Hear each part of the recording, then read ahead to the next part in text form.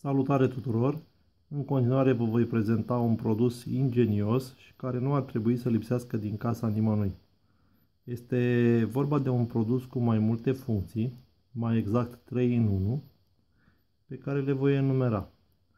Prima funcție este o lampă de veghe acționată de un senzor de mișcare montat frontal, senzor care poate detecta mișcarea până la o distanță de 3 metri și în același timp este prevăzută și cu un temporizator care stinge automat lumina după 25 de secunde.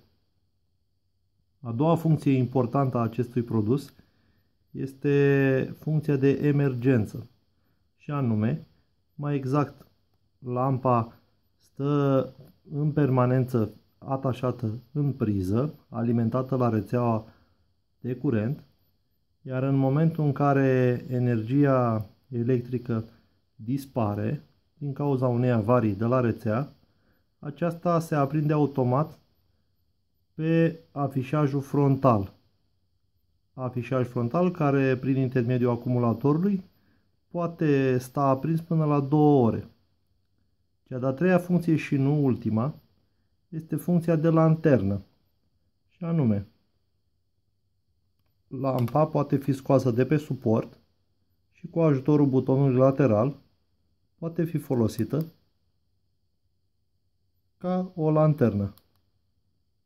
Are două LED-uri așezate, unul de 2x0,5W și altul de 16x007W.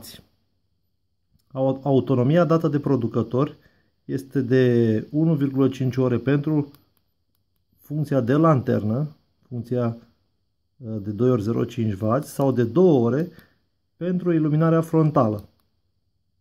Ca și design, după cum se vede, este un produs foarte bine lucrat. Este fabricat sub brandul Total Green și consider că nu ar trebui să lipsească din casa nimănui.